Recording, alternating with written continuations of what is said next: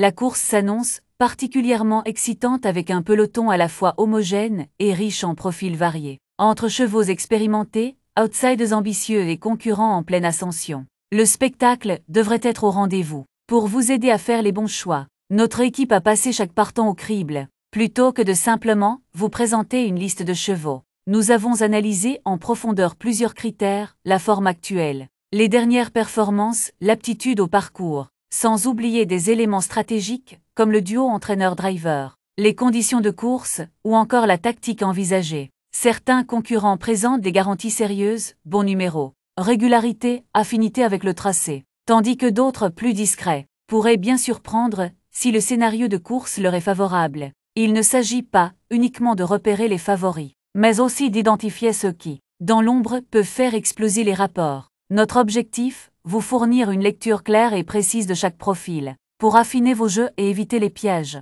Que vous soyez débutant ou parieur confirmé, cette analyse vous apportera des repères solides. Alors installez-vous confortablement, ouvrez grand vos oreilles et laissez-vous guider. Car dans un quintet plus aussi ouvert que celui-ci, chaque information compte et maintenant, place à l'analyse complète et à nos sélections exclusives du jour. Clap de fin en beauté cette semaine sur l'hippodrome de Longchamp, avec le tiercé, quartet quintet plus programmé ce dimanche 13 juillet 2025. Un handicap traditionnel nous attend, disputé sur le parcours des 2000 mètres de la grande piste, un tracé bien connu des spécialistes. 14 chevaux, aguerris à ce niveau de compétition, seront au départ de la 3e course de la Réunion, dont le coup d'envoi est prévu aux alentours de 18 h. Sur cette distance intermédiaire, il faudra compter sur les chevaux capables de bien se placer sans trop en faire, tout en conservant une belle pointe finale. L'expérience, l'aptitude au parcours et la fraîcheur du moment seront des atouts non négligeables dans ce peloton homogène. Une épreuve qui s'annonce ouverte avec plusieurs candidatures régulières à ce niveau, des profils confirmés, mais aussi quelques retours intéressants à surveiller de près. Comme toujours, MTN Parieur vous guide dans vos choix avec une analyse approfondie, une sélection affûtée et les meilleurs coups à tenter pour viser juste et pourquoi pas décrocher la timbale. Plat classe 2, handicap divisé 50 900 €, 2000 mètres 13 partant gazon corde, à droite grande piste pour chevaux entiers. Hongres et juments de 4 ans et au-dessus, non partant le 13.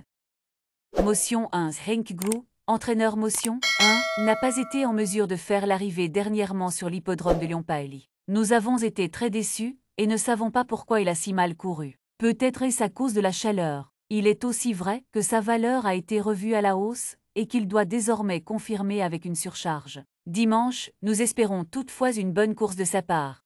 Sous la neige de Gavin Hernon. Entraîneur sous la neige, 2 m'a l'air en très bonne forme, et je suis vraiment ravi de son état actuel, il est splendide. Pourtant, je n'ai rien changé depuis sa dernière course. Il a déjà montré sa compétitivité à cette valeur-là. On le rallonge pour la première fois, et cela reste évidemment un point d'interrogation. Mais c'est ce que voulait son jockey Tony Picon. Donc nous avons visé cette course après celle de Nantes, tous les feux sont au vert.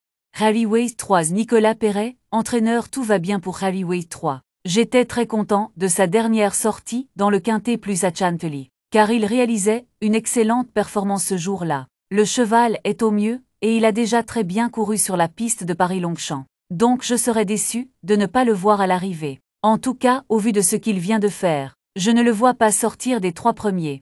Eternals Boat, 4 Gilles Pagnier. Entraîneur Eternals Boat, 4, vient de s'imposer sur l'hippodrome de Compiègne. C'est une jument qui marche au moral, et elle a pu bénéficier d'une course favorable en dernier lieu. C'est une victoire qui lui a fait beaucoup de bien. Mentalement et physiquement, elle a mieux récupéré que les autres fois et je la trouve plus belle. Elle a été pénalisée au poids, mais je pense qu'elle demeure compétitive et qu'elle vaut une course comme celle-ci. Il faut évidemment que tout se déroule au mieux et avoir un petit peu de chance durant le parcours. Mais en tout cas tous les feux sont au vert.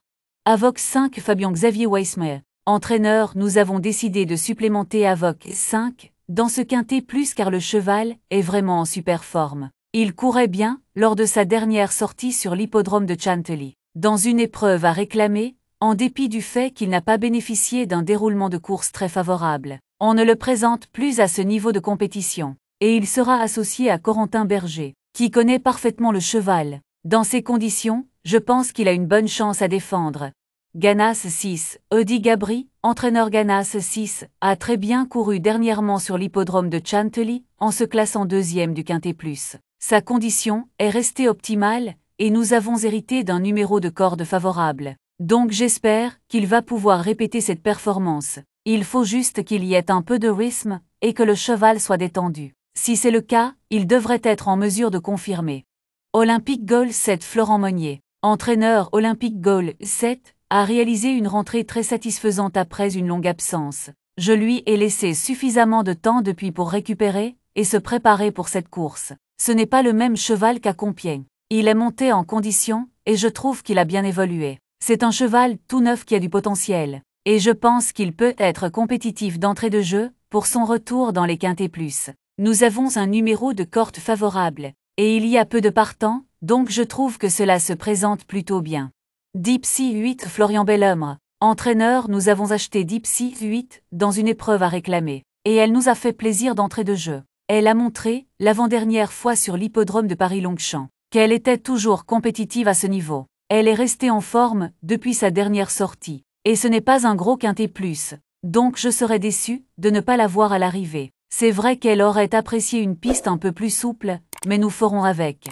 Rakib 9. Éric Libaud, entraîneur. Rakib 9 est un cheval qui affectionne le bon terrain. Et la dernière fois à Paris-Longchamp, la piste était trop souple pour ses aptitudes. Il n'a plus à faire ses preuves dans les Quintets Plus. Maintenant, il va encore devoir composer avec un numéro de corde à l'extérieur, ce qui n'est pas un avantage avant le coup. Toutefois, la piste devrait être à son avantage. Le cheval est toujours au top et, le jour où il bénéficiera d'un bon parcours, il pourra gagner.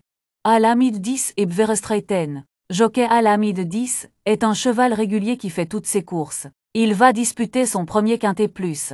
Mais je pense que c'est une catégorie dans laquelle il peut performer, car il est très dur et facile à monter. Il est en forme et va évoluer sur une distance qu'il affectionne. De plus, son numéro de corde est favorable. Avant le coup, c'est vrai que ce n'est pas évident d'envisager la victoire, car il y a des chevaux plus expérimentés que lui. Mais je pense qu'il a le droit de se placer.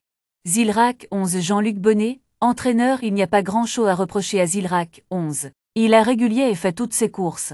Il monte logiquement de catégorie désormais. Mais je pense qu'il reste compétitif pour les places car c'est un redoutable finisseur. Il a quelques atouts à faire valoir dans ce Quintet Plus. Il adore la piste de Paris-Longchamp et son jockey Anthony Crastu le connaît parfaitement. Dans ces conditions, on espère qu'il va pouvoir terminer dans les 5 premiers. Narco 12. Adelaide Budka, entraîneur. La valeur de Narco 12 est un petit peu haute pour pouvoir performer dans les Quintets Plus, mais il devrait toutefois bien courir. Il faut oublier sa dernière sortie à Dieppe car cela n'a pas été une course pour lui. Je pense que cela va être compliqué d'envisager la victoire mais il peut être compétitif pour les places. Roi de l'air 13 non partant. Cédric Boutin, entraîneur. Malheureusement, cela fait 3 fois de suite que Roi de l'air 13 tombe dans le Quintet Plus. Alors que je pense que c'est plutôt un cheval de deuxième épreuve. Il est 7e lors de sa dernière sortie. Mais je trouve que sa course n'est pas mauvaise, car le cheval était anormalement mou parce qu'il n'avait pas trop encaissé la chaleur des jours précédents. L'avant-dernière performance était bonne également, car il n'avait pas eu toutes ses aises pour finir avec un numéro de corde à l'extérieur sur la moyenne piste. Là, nous avons encore hérité d'un mauvais numéro dans les stalles de départ. Mais nous sommes sur la grande piste, ce qui est moins dérangeant. Le cheval est en forme et il va donner le meilleur de lui-même. Je pense qu'une place en fin de combinaison est envisageable. Sweepaway 14. Mathieu Pitard, entraîneur. J'avais supplémenté Sweepaway 14 en pensant être compétitif dans la deuxième épreuve. Mais malheureusement, cela n'est pas le cas. Il y a eu des annulations et nous sommes tombés dans le Quintet Plus. Le cheval est au top et bénéficiera d'un petit poids. Donc on tente tout de même le coup. Mais ce n'est pas facile avant le coup.